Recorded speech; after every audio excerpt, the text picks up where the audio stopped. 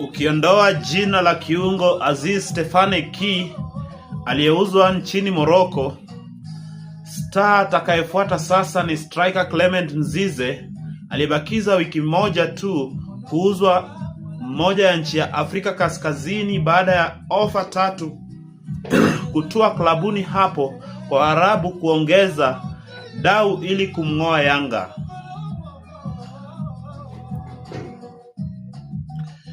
Mzize anayemiliki mabao 13 na asisti 3 katika ligi kuu kwa sasa amekuwa kwenye rada za klabu kadhaa, lakini inaelezwa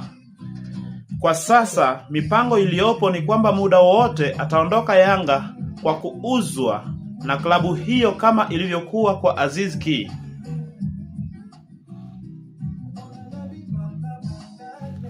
Ingawa mabosi wa Yanga wanafanya siri juu ya biashara hizo, lakini Mzize anahesabu siku tu kuuzwa baada ya klabu 3 za Wydad Athletic, Al Hilal Tripoli ya Libya zote na Zamalek ya Misri zote zilifika dau ambalo Yanga inahitaji.